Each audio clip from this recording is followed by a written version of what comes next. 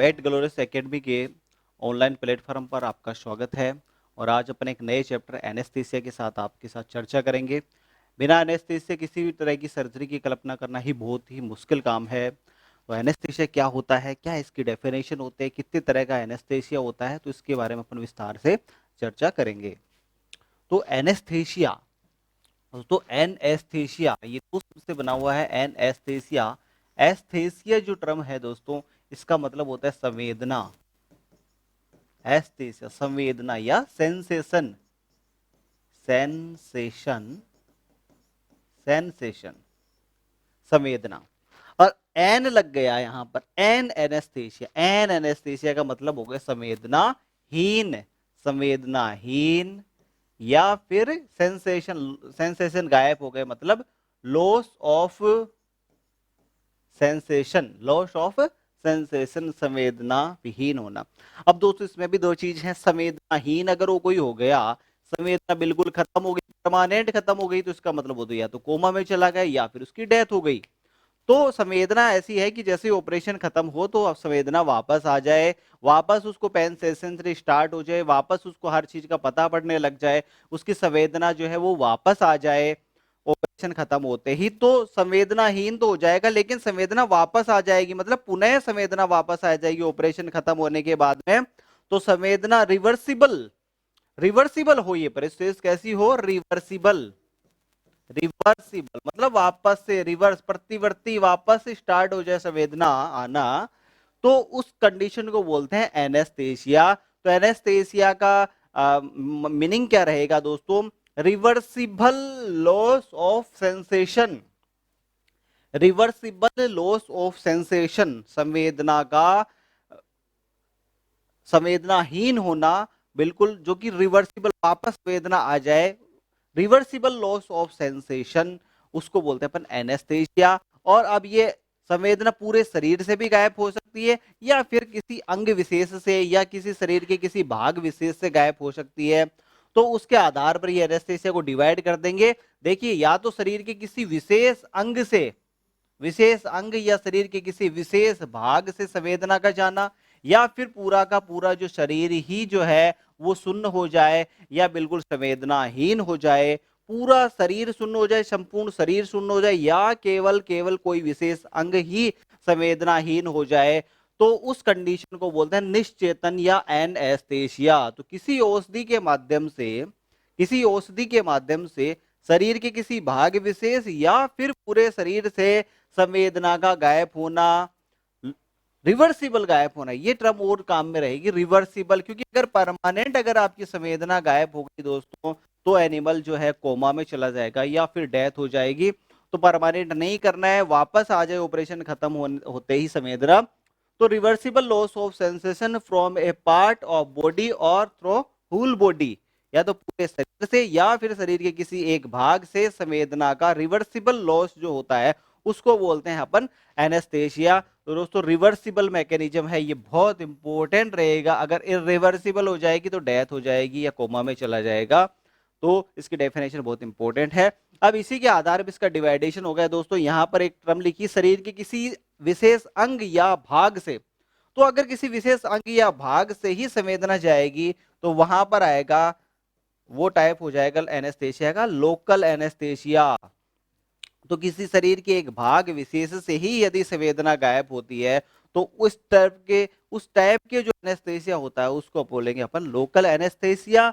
और अगर पूरे के पूरे शरीर से संवेदना गायब हो जाती है तो उसको बोलेंगे अपन जनरल एनेस्थेसिया, जनरल एनेस्थेसिया। तो दो तरह के मुख्य एनेस्थेसिया हो गए, एक तो हो गया लोकल एनेस्थेसिया और एक हो गया जनरल एनेस्थेसिया। जनरल एनेस्थेसिया के अंदर पूरा का पूरा बॉडी जो है उसमें से संवेदना गायब हो जाएगी, पूरा बॉडी जो है सुन्न हो जाएगा। और लोकल के अंदर केवल और केवल जिस पार्ट पर ऑपरेशन किया जा रहा है केवल वो भाग ही उसका सुन्न होगा या वहीं की संवेदना जो है वो गायब हो जाएगी कुछ समय के लिए। तो ये दो तरह के एनेस्थेसिया यहाँ पर रहेंगे जिनका अपन डिटेल से चर्चा अपन करेंगे। तो दोस्तों उनकी चर्चा, अपने टाइप की चर्चा करें उससे पहले अपन कुछ टर्मिनोलॉजी रहेगी एनेस्थेसिया से संबंधित, उस टर्मिनोलॉजी के बारे में भी अपना स्टडी करेंगे। तो सबसे पहली टर्मिनोलॉजी है एनाल्जेसिया, एनाल्जेसिया। अपन मेडिसिन भी अपन लगाते हैं एनिमल्स, कोई पेनफुल कंडीशन रहती है, पेट दर्द रहता है या कहीं चोट लगी रहती है तो दर्द होता है, तो दर्द को खत्म करने के लिए मेडिसिन काम में ली जाती है उसको बोलते हैं एनाल्जेसिक ड्रग्स। और दर्द को गायब करना, जो दर्द की संवेदनाओं को लुप्त करने की जो कंडीशन होती है, दर्द की संवेदनाओं को लुप्त करने की जो कंडीशन होती है उसको बोलते हैं एनाल्जेशिया। तो एनाल्जेशिया एक ऐसी स्थिति है जिसमें एनिमल के कोई भी दर्द नहीं होगा। एनाल्जेशिया, एनाल्जेशिया का मतलब है दर्द रहित होना। तो एनिमल को कोई दर्द नहीं होगा एनाल्जेशिया कंडीशन के अंदर। तो एनाल्जेशिया के लिए अपन को एनाल्जेसिक ड्रग लगानी पड़ेगी, पेन किलर लगाना पड़ेगा। मतलब ये एक तरह से आप ये कह सकते हैं पेन किलर, दर्द को खत्म करने वाली कंडीशन जो है वो उसको बोलते हैं एनाल्जेसिया। फिर दोस्तों दूसरी टर्म जो है अपने पास में ट्रैंक्विलाइजेशन। ट्रैंक्विलाइजेशन के अंदर क्या है कि ट्रैंक्विलाइजेशन कंडीशन के अंदर ऐसी मेडिसिन होती हैं जिसके लगाने से एनिमल क्या है बिल्कुल सुस्त हो जाएगा और बिल्कुल शांत होकर के बैठ जाएगा, बिल्कुल शांत हो जाएगा, बिल्कुल काम हो जाएगा, है बिल्कुल काम, बिल्कुल काम मतलब शांत होकर के बैठ जाएगा जानवर, ज्यादा इधर उधर जो है वो नहीं घूमेगा और बिल्कुल शांत होकर के या तो खड़ा रहेगा या फिर बैठ जाएगा, बिल्कुल शांत हो जाएगा, है किसी तरह का कोई ऐसे घबराहट नहीं होगी, एनिमल इधर उधर मतलब फ्यूरियस नहीं होगा, एनिमल बिल्कुल शांत हो जाएगा, कूल हो जाएगा, काम हो जाएगा, है शांत कूल, कूल और काम हो जाएगा। तो ऐसी कंडीशन जो होती है उसको बोलते हैं अपन दोस्तों ट्रैंक्विलाइजेशन। फिर ट्रैंक्विलाइजेशन के बाद में आती है अपनी सेडेशन। दोस्तों इस सेडेशन के अंदर भी एनिमल जो है बिल्कुल सुस्त हो जाएगा, बिल्कुल कूल और बिल्कुल काम हो जाएगा। लेकिन ये जो है सेडेशन जो है ट्रैंक्विलाइजेशन के बाद की अवस्था है।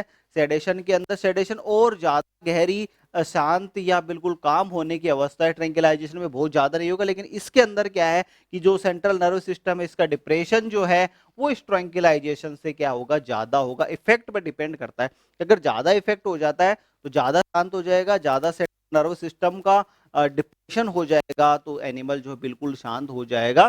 तो ट्रैंक्विलाइजेशन से ज्यादा इफेक्टिव कंडीशन कौन सी होती है? सिडेशन। फिर दोस्तों अपने पास में आती है कंडीशन हिप्नोसिस। तो हिप्नोसिस का मतलब जनरल मतलब यही होता है हिप्नोसिस का, ये उससे भी ज्यादा गहरी कंडीशन है, सेडेशन से भी ज्यादा अगर अपन ड्रग अपने डाली है, एनेस्थेटिक ड्रग अपने डाली है तो एनिमल क्या है कि बिल्कुल एनिमल इतना शांत हो जाएगी कि एनिमल को काफी नींद आने लग जाएगी, एनिमल सो जाएगा। आर्टिफिशियल नींद, आपने ड्रग लगाई और ड्रग लगाने से एनिमल को नींद आने लग गई, तो नींद आने वाली आपने मेडिसिन लगाई उसके कारण से नींद आई, उसको जनरल नींद नहीं आई। जैसे एक तो अपन रोज सोते हैं वो तो नेचुरल स्लिप हो गई, और अपन ने मेडिसिन लगाई, उस मेडिसिन के इफेक्ट से एनिमल को नींद आने लग गई, मतलब आर्टिफिशियल स्लिप। तो ये आर्टिफिशियल स्लिप की जो कंडीशन होती है उसको बोलते हैं अपन hypnosis, artificial sleep, artificial sleep. बस ये जनरल अगर एग्जाम पॉइंट ऑफ व्यू से आप इतना याद रखें, आर्टिफिशियल स्लिप के नाम से ही आएगा कि which is condition in which animals goes in artificial sleep, artificial slip की अवस्था में चला जाता है एनिमल। वो कौन सी अवस्था होती है? तो दोस्तों वो अवस्था होती है हिप्नोसिस। तो सीएनएस का इतना डिप्रेशन जिसके अंदर एनिमल को नींद आने लग जाए वो कंडीशन होती है हिप्नोसिस। देखिए इसमें बहुत गहरी नींद नहीं आएगी, केवल एक आरामदायक नींद आएगी एनिमल को। और अगर आप बाहर से कोई चोट पहुंचाओगे या उसको हाथ से फील करोगे तो एनिमल की नींद जो है वो गायब भी हो सकती है। अगर आप उसको बाहर से कोई स्टिमुलाई दोगे, कोई उत्तेजना अगर आप एनिमल को दोगे, ताली बजाओगे वहां पर, उसके पास आवाज करोगे या एनिमल को कोई मतलब लकड़ी से मारोगे तो वो एनिमल जो क्या है उसकी नींद जो है वो डिस्टर्ब हो जाएगी, तो एनिमल उठ सकता है। तो केवल और केवल नींद आई है बस, केवल बहुत गहरी नींद भी नहीं आई। अगर एनिमल को बहुत ज्यादा गहरी नींद आ रही है, बहुत ज्यादा गहरी नींद आ गई, उस कंडीशन को अपन बोलते हैं दोस्तों नार्कोसिस। तो नार्कोसिस में दोस्तों ये चली जाएगी, इसका जो मोर रिफाइंड अगर आप यहां पर बोले तो इसको बोलते हैं डीप स्लिप।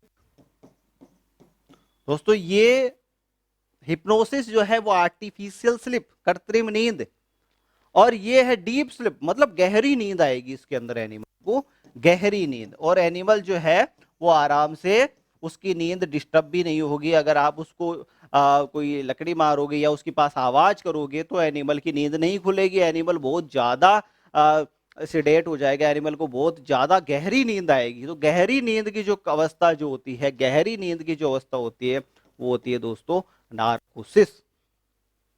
फिर आता है लोकल एनेस्थेशिया। तो आपको बताया मैंने कि किसी एक भाग विशेष या अंग विशेष का ही शून्य होना, उस कंडीशन को बोलेंगे लोकल एनेस्थेशिया। भाग विशेष या अंग विशेष या स्थान विशेष से संवेदनाओं का लुप्त होना है या संवेदनाहीन होना, उसको बोलते हैं लोकल एनेस्थेशिया। और अगर पूरा का पूरा शरीर की सेंसेशन काफी कम हो जाती है, संवेदना चली जाती है, वो होता है जनरल एनेस्थेशिया। एक होती है बेसल एनेस्थेशिया। तो दोस्तों बेसल एनेस्थेशिया क्या होता है कि जब अपन जनरल एनेस्थेशिया जब अपन लगाते हैं दोस्तों, जनरल एनेस्थेशिया जब अपन लगाते हैं, तो जनरल एनेस्थेशिया में एनिमल पूरा का पूरा गहरी नींद में चला जाएगा, बिल्कुल संवेदनाहीन हो जाएगा। तो कोई अगर अपन मेडिसिन लगाते हैं तो जनरल एनेस्थेशिया की, तो उससे पहले एनिमल को थोड़ा सा कूल और काम करना पड़ता है, ताकि एनिमल जब जनरल एनेस्थेशिया पर लगाते हैं तो उसका कोई साइड इफेक्ट नहीं हो और आराम से वो जनरल एनेस्थेशिया वो लगवाए। तो जनरल एनेस्थेशिया लगाने से पहले, जनरल एनेस्थेशिया लगाने से पहले अपन उसको जो मेडिसिन देते हैं एनिमल को, जो मेडिसिन देते हैं जिससे कि एनिमल बिल्कुल कूल और काम हो जाता है, जिससे जनरल एनेस्थेशिया वो आराम से लगवा लेता है और जनरल एनेस्थेशिया की डोज जो होती है वो भी उससे कम हो जाती है। तो जनरल एनेस्थेशिया लगाने से पहले, तो लगाने से पहले हो गया मतलब प्री एनेस्थेशिया, लगाने से पहले दी गई है ये। जनरल एनेस्थेसिया लगाने से पहले जो मेडिसिन दी गई है, एनेस्थेसिया दिया गया है, उसको बोलते हैं अपन बेसल एनेस्थेसिया। तो ये भी सीएनएस का डिप्रेशन करेगी, लेकिन बहुत ज्यादा नहीं कर पाएगी।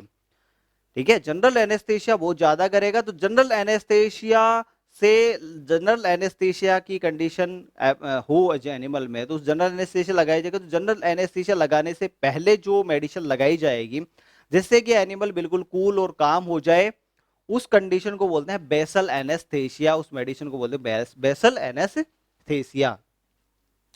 फिर आता है दोस्तों अपने पास में बैलेंस्ड एनेस्थेसिया। ये बैलेंस एनेस्थेसिया क्या होता है दोस्तों कि जब भी कोई भी सर्जरी की जाती है तो अपना टारगेट होता है कि एक तो एनिमल को दर्द नहीं हो, एक तो एनिमल को क्या हो, दर्द, दर्द रहित हो, है, दर्द नहीं हो जाए एनिमल को।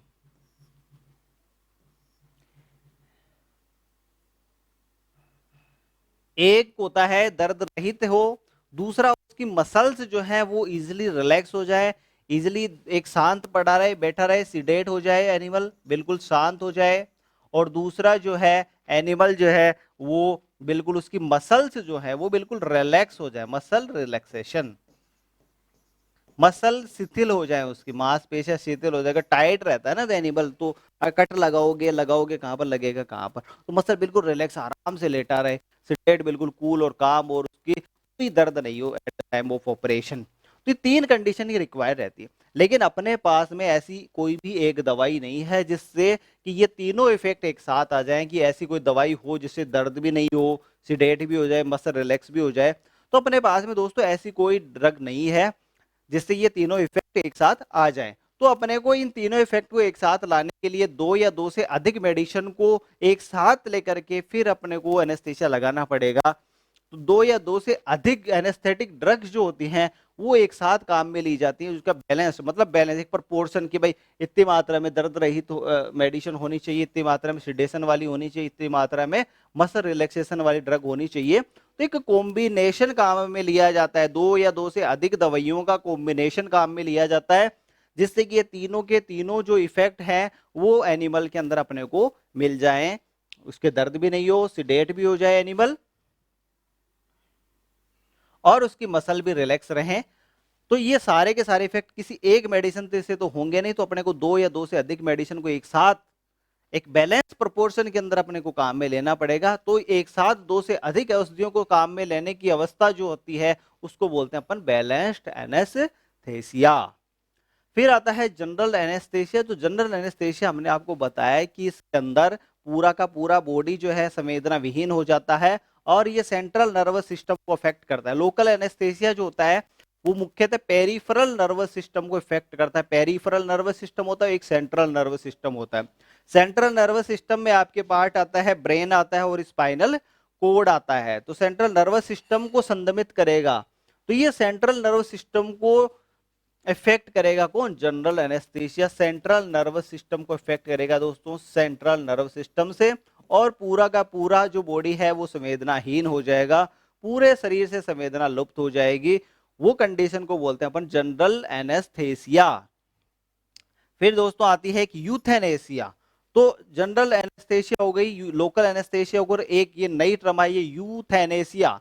तो आपको बताया एथेनेशिया का मतलब संवेदना, और यूथेनेशिया का मतलब होता है बिल्कुल आरामदायक, मतलब बिल्कुल चैन की नींद आकर के एनिमल खत्म हो जाए, एनिमल की मौत हो जाए। तो दर्द रहित जो मौत होती है दोस्तों, तो दर्द रहित मौत काफी इंपॉर्टेंट और जनरल टर्म है euthanasia.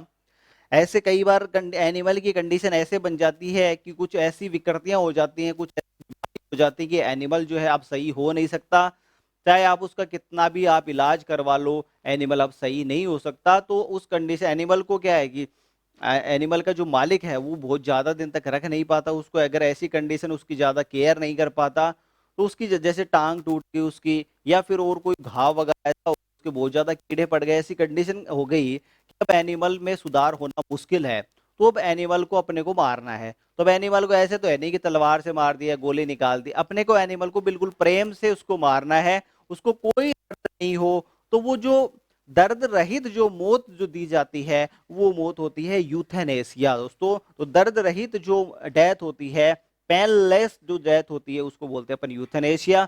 Mostly concentrate solution of magnesium sulphate जो होता है उसको अपन आईवी अगर लगाते हैं एनिमल को, तो एनिमल की इजीली डेथ हो जाती है, एनिमल को बहुत ज्यादा दर्द जो है वो नहीं होता है दोस्तों। तो ये है यूथेनेसिया।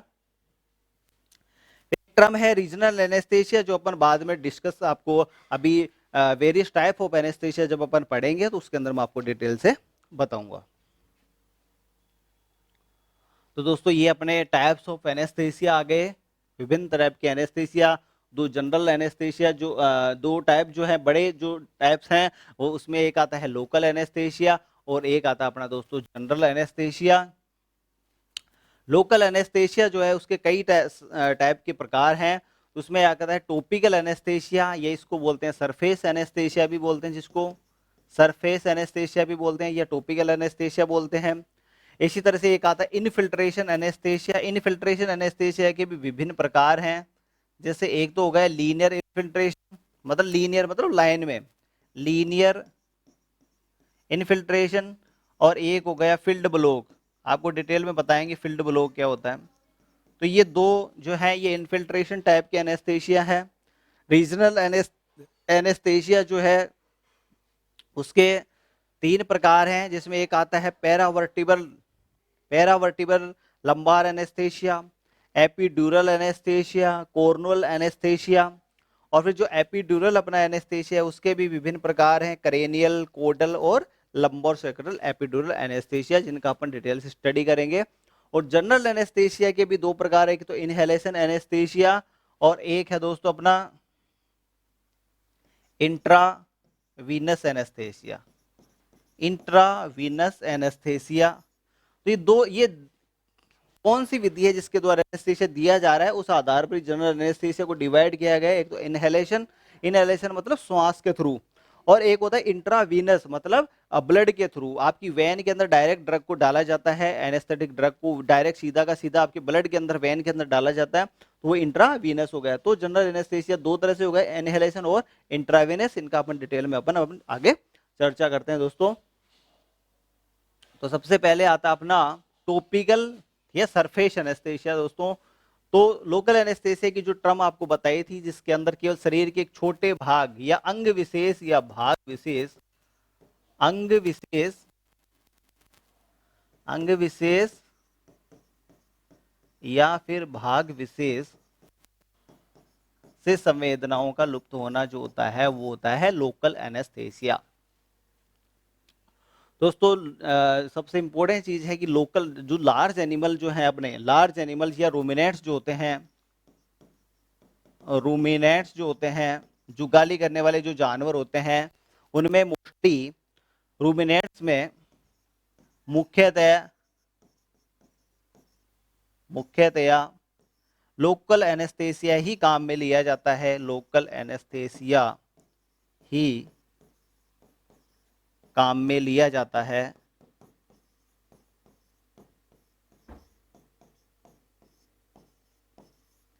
देखिए जनरल एनेस्थेसिया अगर अपन काम में लेते हैं इनके अंदर तो पूरा का पूरा एनिमल शून्य हो गया। अब रूमिनेंट्स के अंदर क्या होता है कि जो रूमन होता है उसके अंदर माइक्रो ऑर्गेनिज्म जो क्या करते हैं, फर्मेंटेशन करते हैं। जो भी खाना खाता है, जो भी चारा चढ़ता है, उसका फर्मेंटेशन होता है। उस फर्मेंटेशन के कारण से दोस्तों क्या होता है, वहां पर गैस बनती है, मेथेन गैस बनती है। तो वो मेथेन गैस का बाहर निकलना बहुत जरूरी है। अब जब पूरा एनिमल जब संवेदना विहीन हो गया तो एनिमल की सारी एक्टिविटी बिल्कुल काफी संदमित हो गई, लेकिन जो माइक्रो ऑर्गेनिज्म वो तो अपना काम करेंगे। वो तो खाने का जो चारा है उसका फर्मेंटेशन करेंगे, तो लगातार क्या होगा, मेथेन गैस बनेगी। अब एनिमल बिल्कुल शांत पड़ा है तो इरुकेशन नहीं होगा, मतलब गैस जो है वो बाहर नहीं निकलेगी है। बार बार जो एनिमल जो गैस बाहर निकालता है मेथेन गैस, तो वो नहीं निकल पाएगी। वो नहीं निकल पाएगी तो क्या होगा दोस्तों, एनिमल के शरीर के अंदर ब्लोट बन जाएगा, मेथेन गैस इकट्ठी हो जाएगी और एनिमल का पेट जो है काफी बड़ा हो जाएगा। अब एनिमल का पेट काफी फूल गया तो क्या होगा, डायफ्राम के ऊपर प्रेशर डालेगा। डायफ्राम किसके ऊपर प्रेशर डालेगा, फेफड़ों पर प्रेशर डालेगा। तो फेफड़ों पर प्रेशर डालेगा तो उसकी जो हाइपोक्सिया की कंडीशन बन जाएगी, उसको सांस ढंग से नहीं आ पाएगा, एस्फाइक्सिया की कंडीशन बन जाएगी। दूसरी चीज है ये एनिमल रिगर्जिटेट कर देगा। तो एनिमल जो है चारा, एनिमल क्या कर रिगर्जिटेट करता है, नॉर्मली अपना चारा जुगाड़ी करता है, तो जुगाड़ी वापस अपना पेट से वापस खाना निकालता है, फिर उसको वापस मुंह के अंदर जुगाड़ी करता है। तो वो जुगाली करने वाला जो चारा है वो क्या है कि उसके ट्रेकिया में जा सकता है, तो उसके ड्रेंचिक निमोनिया हो सकता है। तो इस कंडीशन के कारण से अपन क्या है कि लुमिनेंट्स के अंदर जनरल एनेस्थेसिया जो है काम में नहीं लेते हैं, मुख्यतः लोकल एनेस्थेसिया ही काम में लेते हैं। जो भी पार्ट अपने को जहां पर सर्जरी करनी होती है, केवल उस भाग विशेष को या उस अंग विशेष को ही अपन एनेस्थेसिया लगाते हैं वहां पर ही। और तो लोकल एनेस्थेसिया ही अपन मुख्यतः उसमें काम में लेते हैं। तो लोकल एनेस्थेसिया जो है, वो लोकल एनेस्थेसिया के काफी फायदे भी हैं दोस्तों। लोकल एनेस्थेसिया से क्या है कि कोई बहुत बड़ा मतलब साइड इफेक्ट नहीं आता। एक तो केवल जहां पर अपने को सर्जरी करनी होती है ना, केवल वहीं पर आपको एनेस्थेसिया लगाना है। बाकी दूसरी कंडीशन, बाकी एनिमल की हार्ट रेट, रेस्पिरेशन रेट, वो सब क्या है कि बिल्कुल रेगुलर तरीके से चलती रहती है। एनिमल को बिल्कुल पूरा पता रहता है कि मैं लेटा हुआ हूँ, मैं सो रहा हूँ या जग रहा हूँ। पूरा एनिमल की संवेदना, सारी संवेदना बिल्कुल चालू रहती है। केवल जिस भाग पर ऑपरेशन किया जाता है केवल उसी साइड पर इंजेक्शन लगाया जाता है और केवल उसी एरिया के अंदर संवेदना जो है वो लुप्त होती है। तो एनिमल की जनरल कंडीशन जो है बिल्कुल ओके रहती है इसमें। और रूमिनेट्स के अंदर तो मुख्यतः लोकल एनेस्थेसिया की दोस्तों काम में लिया जाता है। अब लोकल एनेस्थेसिया को लगाने के तरीकों के आधार पर ये इसके विभिन्न प्रकार हैं। इसमें पहला प्रकार आता है दोस्तों टॉपिकल, टॉपिकल या सरफेस एप्लीकेशन। तो ये मुख्यतः त्वचा पर या मुकस मेम्ब्रेन पर, त्वचा पर या मुकस मेम्ब्रेन, जैसे मुंह गुहा के अंदर, मुख के अंदर जो गुहा है इसके ऊपर जो मेम्ब्रेन है वहां पर लगाया जा सकता है। एनस के अंदर, जैसे कई लोगों के बवासीर वगैरह रहता है, मस्से वगैरह रहते हैं एनस के अंदर, तो वहां पर ज्यादा पेन होता है, तो वहां पर भी ये लगाया जाता है। तो सरफेस एनेस्थेसिया, तो वो जगह सुन्न हो जाती है, तो वहां पर दर्द नहीं होता है। तो जो टॉपिकल और सरफेस एनेस्थेसिया जो है मुख्यतः त्वचा पर या फिर म्यूकस मेम्ब्रेन पर, म्यूकस मेम्ब्रेन पर, म्यूकस मेम्ब्रेन पर लगाया जाता है। तो टॉपिकल एनेस्थेसिया हो गया। इसमें जाइलोकेन आता है, लिग्नोकेन जो साल्ट आता है, जाइलोकेन, ब्यूटाकेन, प्रोकेन, ये सारे जो हैं वो मेडिसिन काम में ली जाती है। फिर दोस्तों अपने पास में इनफिल्ट्रेशन एनेस्थेसिया आता है। इनफिल्ट्रेशन एनेस्थेसिया दोस्तों जो होता है वो, ये देखिए आप, इनफिल्ट्रेशन एनेस्थेसिया जो होता है, ये आपको पूरा डिटेल से बताते हैं। इनफिल्ट्रेशन एनेस्थेसिया, इनफिल्ट्रेशन एनेस्थेसिया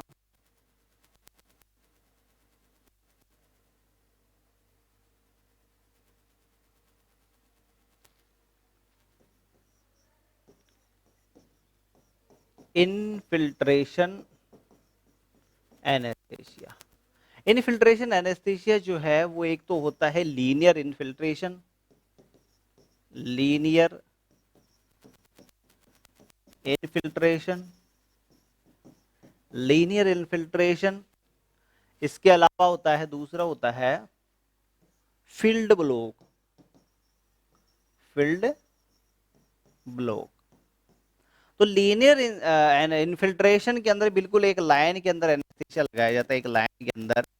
ये जैसे इंसिजन लाइन है, इस इंसिजन यहाँ पर आपको इंसिजन लगाना है, तो इस इंसिजन लाइन के ऊपर ही आप यहाँ पर जो एनेस्थेटिक ड्रग है वो डिपॉजिट करेंगे। बिल्कुल लीनियर, मतलब एक लाइन के रूप में एनेस्थेसिया की जो ड्रग है वो आप यहाँ पर इन्फिल्ट्रेट करोगे। इन्फिल्ट्रेट कैसे करते हैं भाई, जैसे जहां पर कट लगा ना उसके नीचे की जो सबक्यूटेनियस जो स्किन है, आप यहाँ पर ये जो स्किन है आप इसको ऊपर उठाएंगे और जो सबक्यूटेनियस जो स्पेस है, सबक्यूटेनियस स्पेस, सबक्यूटेनियस स्पेस त्वचा के नीचे जो स्पेस है सबक्यूटेनियस स्पेस, यहां पर एनेस्थेटिक एनेस्थेटिक ड्रग को डिपॉजिट करते हैं, को डिपॉजिट करते हैं।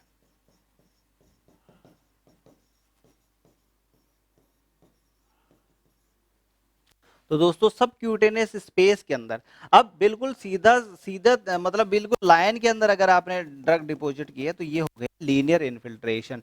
और कैसे लगाएंगे, सबक्यूटेनियस स्पेस के अंदर, बिल्कुल ये जैसे स्किन ऊपर की और इसके नीचे आपने नीडल लगाई, फिर यहाँ पर आपने ड्रग डिपॉजिट की, फिर थोड़ा सा खींचिए, फिर वहां पर ड्रग डिपॉजिट कीजिए, फिर नीडल को थोड़ा सा पीछे कीजिए, फिर वहां पर डिपॉजिट कीजिए, फिर थोड़ा सा बाहर खींचिए, फिर वापस उसको डिपॉजिट कीजिए। तो ऐसे लीनियर के अंदर मतलब आप लगोगे तो आपको पूरा इंसिजन लाइन का भी पता पड़ जाएगा कि आपको कट लगाना कहां पर है।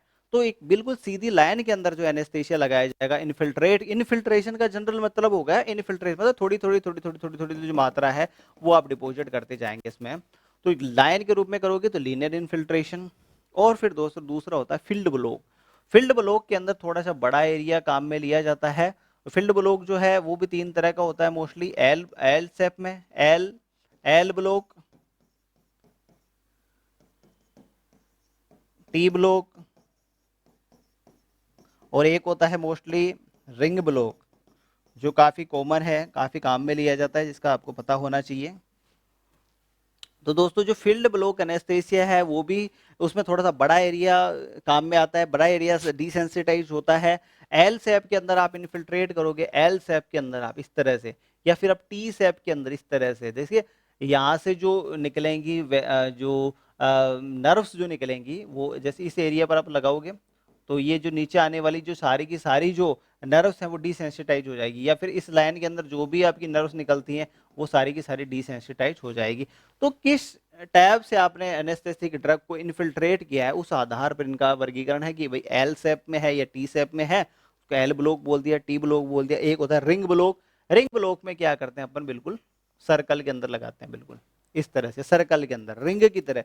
रिंग जो अंगूठी जो होती है उस अंगूठी के शेप में लगाते हैं। जैसे मान लो कि ये मुख्यतः रिंग ब्लॉक एनेस्थेसिया जो है वो कहां पर काम आता है दोस्तों, ये काम में आता है रिंग ब्लॉक।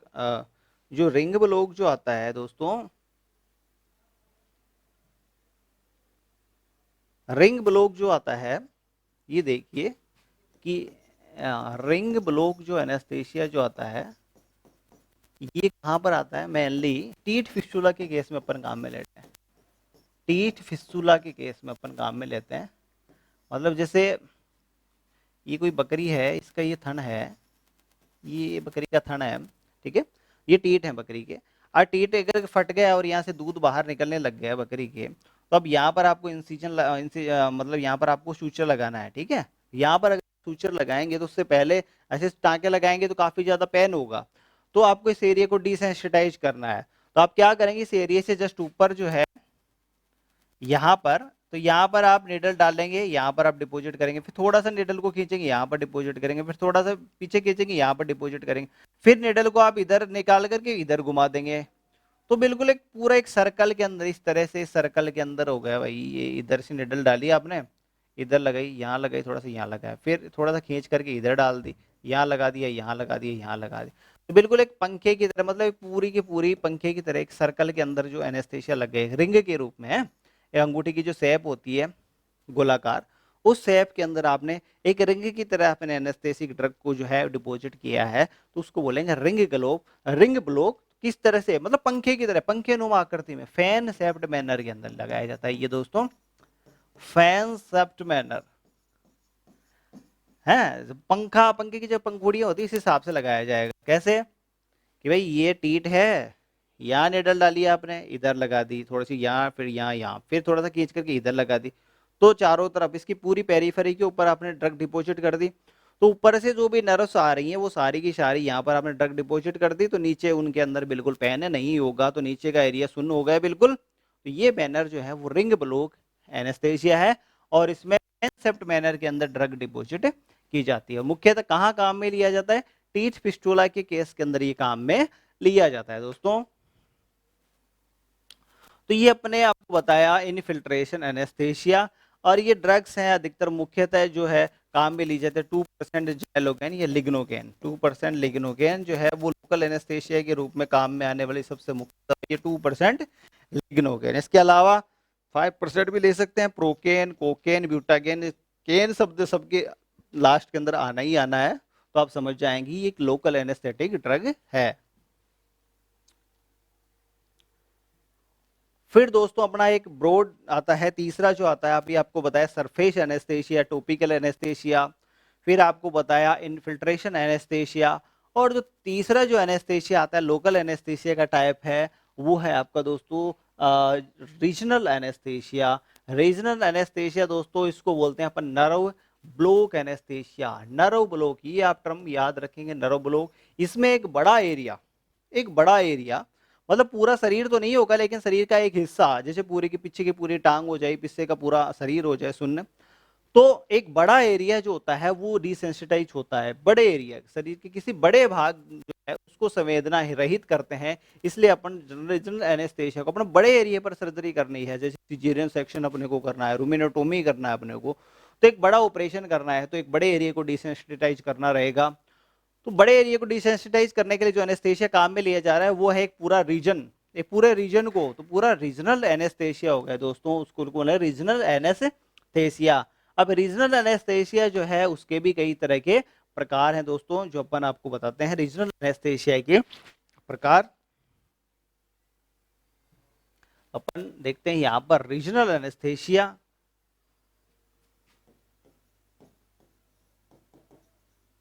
रीजनल एनेस्थेशिया, तो दोस्तों रीजनल एनेस्थेशिया जो है वो एक बड़े पार्ट के ऊपर, देखिए कोई भी मुख्य ये नर्व्स जो निकलती हैं साइड के अंदर, स्पाइनल कोड होती है, रीढ़ की हड्डी होती है, इस रीढ़ की हड्डी से मुख्य नर्व निकलती है, फिर वो नर्व जाकर के विभिन्न शाखाओं में डिवाइड हो जाती है, ये देखिए, और फिर इनकी भी सब शाखाएं बन जाती हैं, अलग अलग शाखाएं बन जाती हैं इनकी भी, इसकी भी फिर काफी ज्यादा शाखाएं बन जाती है। तो ये तो एक मुख्य संवेदी तंत्रिका है, मुख्य नर्व है, मुख्य नर्व है ये। और फिर ये यहाँ से क्या है कि ये जो नर्व है ये डिवाइड हो रही है अपने विभिन्न ब्रांचों के अंदर, जो शरीर के अलग अलग हिस्सों के अंदर जा रही है आसपास के जो एरिया है उसके अंदर, फिर सब डिवाइड होकर के आसपास के एरिया को सप्लाई करती है, नर्व संवेदना सप्लाई करती है। तो अगर आप ड्रग को, मेडिसिन को, ये क्या बन गया, एक ट्रंक बन गया, ये जो साइट है इसको बोलते हैं नर्व ट्रंक, मतलब एक जोड़ है ये, इस जोड़ से सब डिवीजन बन रहा है इनका, तो ये है नर्व ट्रंक। तो इस नर्व ट्रंक वाली जो साइट है जहां से सब डिवाइड हो रहा है, मतलब इस मुख्य संवेदी जो तंत्रिका है उसकी विभिन्न, वो अपनी विभिन्न ब्रांचों के अंदर विभाजित हो रही है, उस जगह को बोलते हैं नर्व ट्रंक। और उस नर्व ट्रंक वाली जगह के ऊपर अगर आप जो ड्रग डिपॉजिट करते हैं, एनेस्थेटिक जो ड्रग है इसको कहाँ डिपॉजिट करते हैं, इस नर्व ट्रंक वाली जगह पर आप डिपॉजिट करते हैं। तो इसके अंदर केवल आपने यही इतनी सी जगह पर आपने कर दिया तो ये जगह ब्लॉक हो गई, इससे बाहर फिर जो भी तंत्रिकाएं निकलेंगी वो जहां पर भी सप्लाई कर रही है वो सारा का सारा एरिया जो है दोस्तों डिसेंसिटाइज हो जाएगा, उस एरिया पर कोई संवेदना नहीं रहेगी, क्योंकि इसकी मुख्य जो ब्रांच है वहीं पर आपने उसको ड्रग लगा दी, एनेस्थेटिक ड्रग, तो इसकी जो भी सब ब्रांच निकलेगी वो सारे डिसेंसिटाइज हो गई। तो अब ये जिस एरिया के अंदर सप्लाई करेंगी, इस पूरे रीजन के अंदर जो सप्लाई करेंगे, ये पूरा का पूरा रीजन जो है डिसेंसिटाइज हो गया, तो इसलिए इसको बोलते हैं रीजनल एनेस्थेशिया। तो रीजनल एनेस्थेशिया में इंपॉर्टेंट क्वेश्चन बनता है कि कहां पर ड्रग डिपॉजिट करते हैं, नर्व ट्रंक के ऊपर अपन डिपॉजिट करते हैं। और नर्व ट्रंक क्या होता है, जहां से मुख्य संवेदी तंत्रिका की अलग अलग शाखाएं निकलती है, वो होता है नर्व ट्रंक। दोस्तों रीजनल एनेस्थेशिया का एक फायदा भी है कि यहाँ पर ही आपको केवल ड्रग डिपॉजिट करनी पड़ती है। आपने लीनियर एनेस्थेशिया पे आपने देखा कि यहाँ यहाँ यहाँ यहाँ यहाँ यहाँ आपको लगाना पड़ेगा, टी ब्लॉक में आपने देखा कि यहाँ लगाना पड़ेगा, यहाँ यहाँ यहाँ यहाँ यहाँ, तो इस तरह से एक ज्यादा ड्रग आपको चाहिए होती है, बस इसमें केवल आप यहीं पर ड्रग लगा दीजिए, यहाँ पर ही एनेस्थेटिक ड्रग आपको डिपॉजिट करनी पड़ेगी, यहाँ पर इस पर इस पर इस पर इस पर, यहाँ पर आपको ड्रग डिपॉजिट करने की आवश्यकता नहीं है। तो इसमें क्या होता है कि एक कम डोज लगानी पड़ेगी है। तो एनेस्थेटिक जो ड्रग होती है कि कम डोज,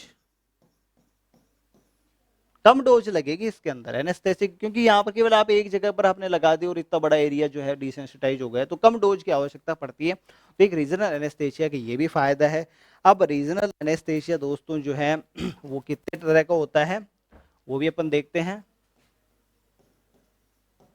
रीजनल एनेस्थेशिया, तो रीजनल एनेस्थेशिया का जो वर्गीकरण किया गया है उसमें एक है पैरावर्टिब्रल लंबार एनेस्थेशिया, फिर एक आता है epidural anaesthesia, epidural anaesthesia, paravertebral lumbar anaesthesia, ये दो इसके काफी कॉमन जो है। इसके अलावा रीजन जो है कोर्नल नर्व, इसको नर्व भी बोलते हैं।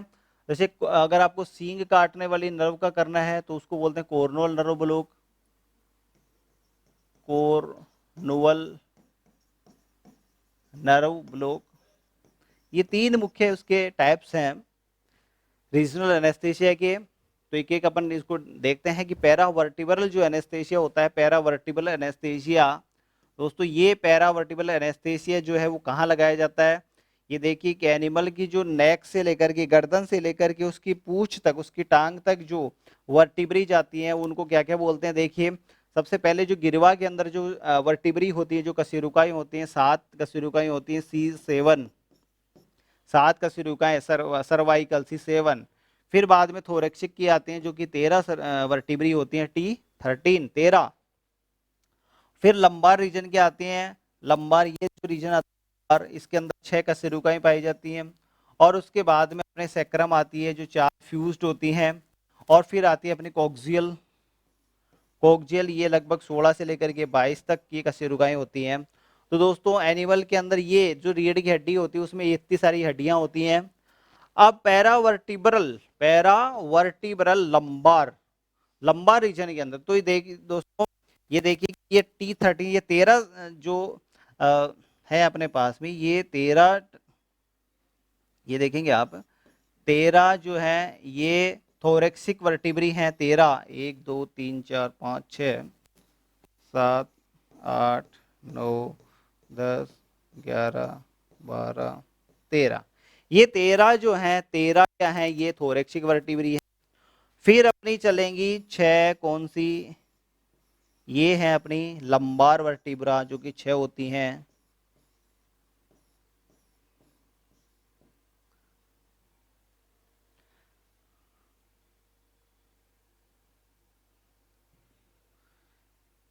एक 2 3 4 5 और एक 6, तो ये 6 लंबार वर्टिब्रा हो गई। फिर ये आ गई आपकी कौन सी, सैक्रम। और फिर ये आ गई पुच्छिए कशेरुकाएं पीछे की तरफ। अगर अपन दूसरा डायग्राम देखें दोस्तों, ये आप देख सकते हैं पूरा डिटेल से। अपन सबसे पहले बना रहे हैं थोरेक्सिक वर्टिब्रीज,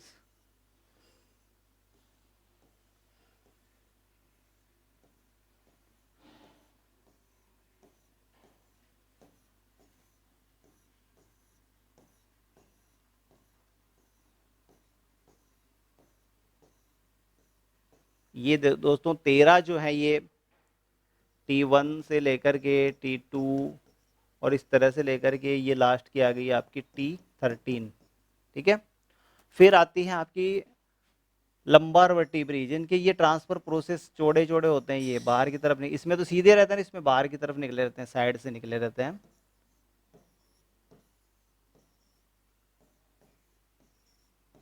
ये 6 हो गई दोस्तों, L1 L2 L3 L4 L5 और L6। इसके बाद में आती है दोस्तों सैक्रम वर्टिब्री, सैक्रम वर्टिब्री आती है जो आपस में फ्यूज होती है। सैक्रल वर्टिब्री जो होती है वो आपस में क्या रहती है, फ्यूज रहती है, जुड़ी रहती हैं सारी की सारी आपस में। ये इस तरह की जो होती है वो सैक्रल वर्टिब्री होती है। और फिर ये पूंछ की कशेरुकाएं होती हैं दोस्तों, इस तरह से ये पूंछ की कशेरुकाएं होती हैं, ये पूंछ के अंदर पाई जाती है। ये हो गई सैक्रल और ये हो गई कोक्सियल। तो ये पूरी रीढ़ की हड्डी का ये डायग्राम है। अब दोस्तों जो पैरावर्टी पैरावर्टिब्रल लंबार जो एनेस्थेसिया जो होता है, इसकी चर्चा करते हैं पहले। पैरावर्टिब्रल लंबार एनेस्थेसिया, इसके अंदर मुख्यतः अपन करते हैं, इसके अंदर अपन करते हैं T13, L1 और L2। इन नर्व्स को अपन, नर्व को आपसे नाम पूछा जा सकता है एग्जाम में कि कौन से नर्व को ब्लॉक करते हैं।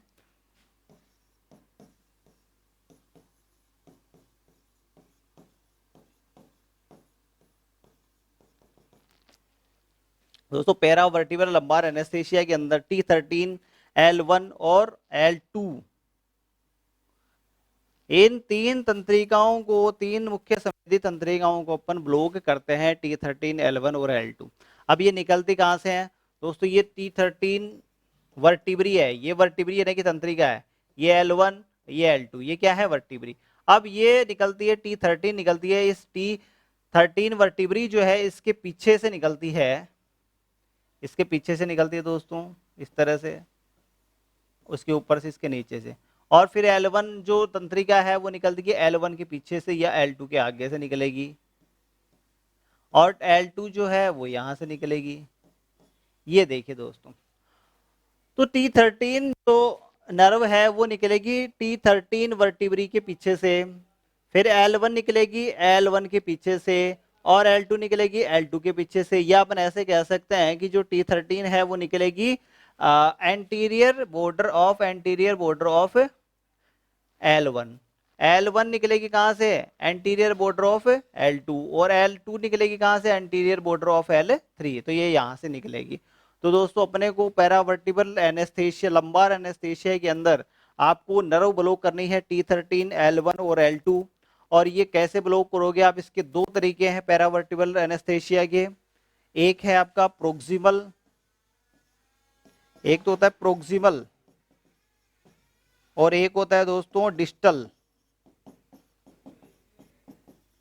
प्रोक्सिमल के अंदर आप क्या करोगे? बिल्कुल 90 डिग्री एंगल के ऊपर आप यहां पर ड्रग डिपॉजिट करोगे, नीचे के एंड पर, फिर आप इधर एंड ड्रग डिपॉजिट करोगे। मतलब इमेजिन कि अगर ये जो है आपकी वर्टिब्री है और ये आपकी T13 है, T13 तंत्रिका है, तो आप बिल्कुल सीधा इस तरह से आप लाएंगे नीडल को 90 डिग्री एंगल के ऊपर। पहले नीचे के हिस्से में आपने 5 ml छोड़ी, फिर आप यहाँ पर इसके ऊपर के हिस्से पर, क्योंकि इसकी दो ब्रांचें निकलती हैं, ये देखिए ऊपर और नीचे, तो थोड़ी सी ऊपर छोड़ेंगे, थोड़ी सी नीचे छोड़ेंगे, 90 डिग्री एंगल के ऊपर आएंगे। तो ये जो तरीका है ड्रग डिपॉजिट करने का, इसको बोलते हैं प्रोक्सिमल पैरावर्टिब्रल लंबार ब्लॉक, और इस प्रोक्सिमल का ही नाम है दोस्तों टेक्निक, फर्क्यूहर्सन टेक्निक। आपका नाम आ सकता है एग्जाम के अंदर कि फर्क्यूहर्सन टेक्निक जो है वो क्या है। तो फर्क्यूहर्सन टेक्निक कुछ नहीं है, प्रोक्सिमल पैरावर्टिब्रल लंबार एनेस्थेसिया को ही अपन क्या बोलते हैं? फर्क्यूहर्सन टेक्निक। और कैसे डिपॉजिट करते हैं दोस्तों अपन? तो डिपॉजिट करने का तरीका यही है कि जो मुख्य जो मिडलाइन है, मिडलाइन के आप इधर और इधर आप 5 सेंटीमीटर पर बिल्कुल 90 डिग्री एंगल के ऊपर आप ड्रॉप डिपॉजिट करेंगे, पहले थोड़ा सा नीचे और उसके बाद में उसकी ऊपर वाली ब्रांच के ऊपर 90 डिग्री एंगल के ऊपर आप करेंगे। और दूसरा तरीका होता है डिस्टल। डिस्टल के अंदर आप जो है दोस्तों, ये जो T13 मैंने आपको बताई, तो इधर साइड से आप ड्रग डिपॉजिट करेंगे, पहले ऊपर करेंगे फिर नीचे करेंगे, तो साइड से करेंगे आप, तो आप दूर से कर रहे हैं, आप आपकी जो सिरिंज है उसका एंगल डिस्टल है, मतलब दूर से कर रहे हैं आप, इधर गया फिर नीचे गया, फिर आपकी कौन सी आएगी? L1 आएगी इसी तरह से, फिर L1 में ऊपर फिर नीचे, फिर L3 L2 आएगी ऊपर और नीचे, इन तीनों में करना है आपको। तो साइड से कर रहे हैं आप, दूरी से कर रहे हैं, तो उसको बोलेंगे आप डिस्टल पैरावर्टिब्रल लंबार ब्लॉक। तो ये दो तरीके हैं, करते कौन सी तंत्रिकाओं को हैं? T13, L1 और L2। तो ये आप ध्यान रखें। तो ये है आपका पैरावर्टिब्रल लंबार एनेस्थेसिया। फिर दोस्तों अपन पैरावर्टिब्रल हुआ, इसके बाद में आता है आपका एपिड्यूरल एनेस्थेसिया। एपिड्यूरल एनेस्थेसिया आता है अपना।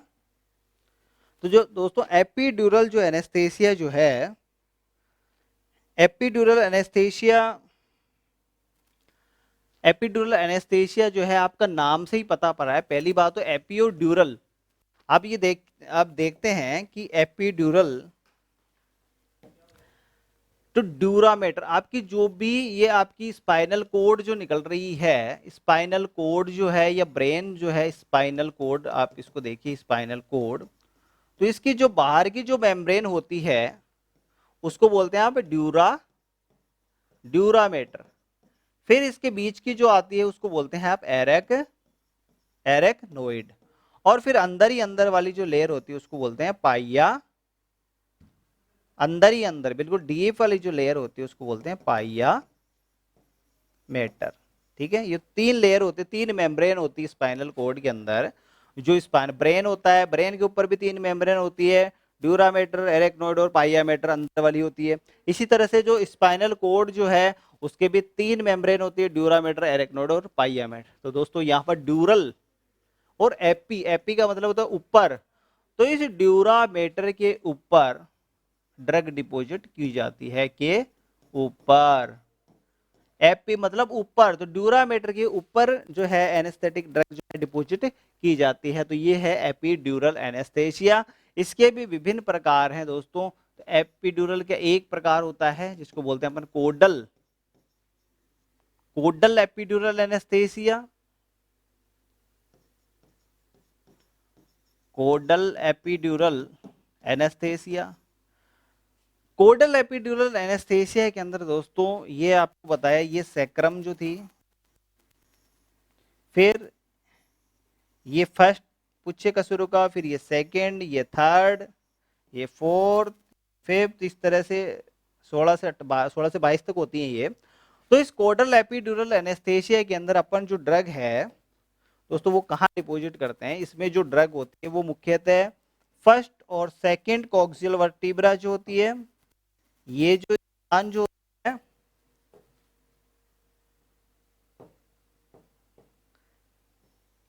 ये जो स्पेस है फर्स्ट और सेकंड जो कॉक्सियल वर्टिब्री जो है,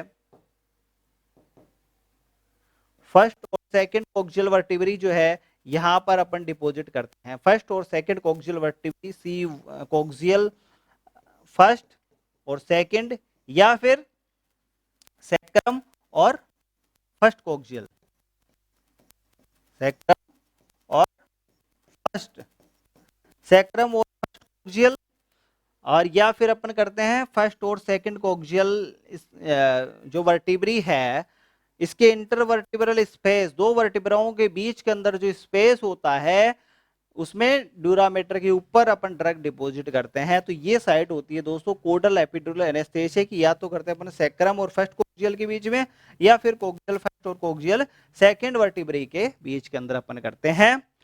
अब इससे फर्क क्या पड़ेगा दोस्तों, ये कहां पर ये टेक्निक जो है वो काम में ली जाती है,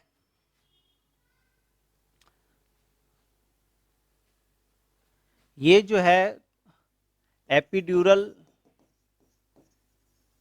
कोडल, कोडल एपिड्यूरल टेक्निक जो है दोस्तों वो कहाँ काम में ली जाती है, ये देखिए आप। जैसे अगर आपको टेल पीछे का जो आपने पीछे का जो हिस्सा है टेल एम्पुटेशन अगर आपको करना है, टेल एम्पुटेशन यदि आपको करना है तो आप कोडल एपिड्यूरल एनेस्थेसिया लगाएंगे। ये इस तरह से वेजाइना या वल्वा का कोई ऑपरेशन अगर आपको करना है, वेजाइना या फिर वल्वा का अगर आपको कोई ऑपरेशन करना है, या फिर प्रोलैप्स अगर जानवर के हो जाता है, शरीर बाहर निकलता है, सर्विक्स वेजाइना बाहर अगर निकलती है, तो प्रोलैप्स का केस में भी अगर आपको ट्रीटमेंट करना है, ऑपरेशन करना है, तो फिर आप जो है ये कोडल एपिड्यूरल एनेस्थेसिया आप लगाएंगे। तो दोस्तों ये कोडल एपिड्यूरल एनेस्थेसिया जो है वो यहाँ पर काम आता है। फिर दोस्तों दूसरा अपना पास में अगर अपना आगे चलें, ये आपको यहाँ पर मेंशन किया हुआ है, पेल्विक सर्जरी में पूंछ काटने के अंदर काम में लिया जाता है, प्रोलैप्स के अंदर काम में लिया जा सकता है, यूरिथ्रोटोमी के अंदर इतना ज्यादा काम में नहीं, एपिड्यूरल लिया जाता है, लेकिन कोडल एपिड्यूरल जो है वो इसमें नहीं लिया, इसमें क्रेनियल एपिड्यूरल लिया जाएगा। एनल सर्जरी जो होती है दोस्तों एनल सर्जरी जो होती है, तो एनल सर्जरी के अंदर भी काम में लिया जाता है। जैसे एनल, ये देखिए anal surgery, anal surgery, anal surgery क्या होती है जैसे छोटे जो काफ होते हैं उनके कई बार क्या होता है कि जो एनल ग्लैंड की ओपनिंग नहीं होती है, जो पोठा करने की जो जगह होती है वो नहीं होती, जन्मजात ही मतलब वो बंद रहती है। पोठा करने की जो जगह होती है, पोठी करने की जो जगह होती है वो बंद होती है, तो उसको बोलते हैं अपन एट्रेजिया एनाई, मतलब वो जगह बनी ही नहीं, एट्रेजिया एनाई। तो एट्रेजिया एनाई के अंदर फिर आपको उसकी ओपनिंग बनानी पड़ेगी, रेक्टम से ओपनिंग बनानी पड़ेगी। तो ये ओपनिंग बनाते हैं, तो उस ऑपरेशन को करने के लिए भी आपको ये कोडल एपिड्यूरल एनेस्थीसिया आपको लगाना पड़ेगा। फिर दोस्तों आपके आता है, ये आपको साइट आपको बता दी, पैरालंबर एनेस्थेशिया जो है वो आपको बताया है कि ये कहाँ पर आपके लगता है। पैरालंबर एनेस्थेशिया जो है वो अपन लगाते कहाँ पर लगाते हैं, रूबिनोटोमी का ऑपरेशन अगर अपन करते हैं, रूमिनोटोमी ऑपरेशन करते हैं। पैरावर्टिबल की बात बता रहा हूँ, जो पैरालंबर या पैरावर्टिबल लंबर एनेस्थीसिया जो लगाया वो रूमिनोटोमी के लिए काम में लिया जाता है। इसके अलावा सी सेक्शन सिजेरियन सेक्शन में भी काम में लिया जा सकता है। इसके अलावा दोस्तों लेप्रोटोमी में काम में लिया जा सकता है, लेप्रोटोमी उदर गुहा को खोलना। तो इन अगर ऐसा ऑपरेशन अगर आपको करना है तो आप पैरालंबर एनेस्थीसिया जो है वो काम में ले सकते हैं। फिर दोस्तों आता है आपका, लास्ट आता है आपका क्रेनियल, एक जो क्रेनियल और आपका रह गया अभी, क्रेनियल एनेस्थीसिया जो है,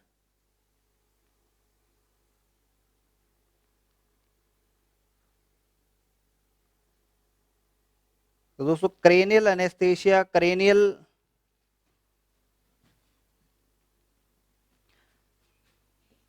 एपिड्यूरल का ही दूसरा भाग होता है cranial epidural, cranial epidural anaesthesia. तो ये करेनियल है, मतलब आगे की तरफ लगेगा। आगे की तरफ ये कहाँ लगता है दोस्तों, ये लगता है करेनियल एपिड्यूरल एनेस्थीसिया जो लगता है ये लंबोसेक्रल, इसको बोलते हैं लंबोसेक्रल भी बोलते हैं अपन, लंबोसेक्रल, लंबोसेक्रल मतलब L6 लास्ट लंबार और सैक्रम के बीच में, लास्ट लंबार और सैक्रम जो बोन होती है उस बीच के अंदर ड्रग डिपॉजिट की जाती है, तो इसको बोलते हैं लंबोसेक्रल एनेस्थीसिया भी बोलते हैं। लास्ट लंबार वर्टिब्री जो कि होती है L6 और सैक्रम जो बोन होते हैं, पूरी फ्यूज्ड बोन होती है, उनके बीच के अंदर ड्रग डिपॉजिट करते हैं। तो ये करेनियल एपिड्यूरल एनेस्थीसिया जो है वो कहाँ काम में आता है दोस्तों, ये आपका यूरिथ्रोटोमी के अंदर काम में आता है। जब पेशाब बंद हो जाता है तो उसके कंडीशन के अंदर यूरिथ्रोटोमी की जाती है, यहाँ पर ये काम में आ सकता है। इसके अलावा कुछ कंडीशन होती है मेल एनिमल के अंदर, फीमोसिस या पैराफीमोसिस, जिसके अंदर पैराफीमोसिस, इन दो कंडीशन के अंदर भी ये एनेस्थीसिया आपके काम आता है। ये क्या होती है, फीमोसिस और पैराफीमोसिस। दोस्तों फीमोसिस के अंदर क्या होता है कि एनिमल जो है अपना पेनिस जो है वो बाहर निकाल पाने में असमर्थ होता है, और पैराफीमोसिस में क्या होता है कि पेनिस बाहर निकल गया लेकिन अंदर ले पाने में असमर्थ होता है, तो फिर उनको ऑपरेशन किया जाता है। तो ये ऑपरेशन करने के लिए फिर आपको क्रेनियल एपिड्यूरल एनेस्थीसिया जो है वो आपको काम में लेना पड़ेगा। तो ये एनेस्थीसिया जो है वो है एपिड्यूरल एनेस्थीसिया।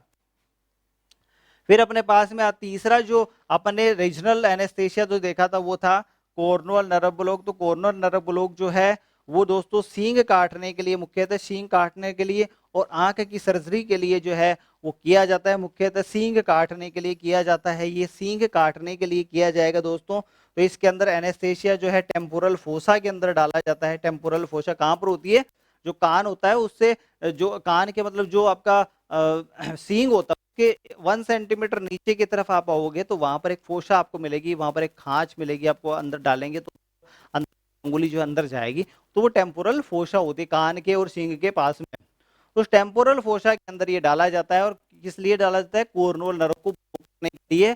तो कॉर्नुअल नर्व ब्लॉक मुख्यतः किसको सप्लाई करती है, सींग को सप्लाई करती है दोस्तों। तो अगर सींग अगर आपको काटना है, हॉर्न एम्पुटेशन अगर आपको करना है, तो आपको कॉर्नुअल नर्व ब्लॉक आपको लगाना पड़ेगा। तो ये कॉर्नुअल नर्व ब्लॉक जो है किसका पार्ट है, रीजनल एनेस्थीसिया का।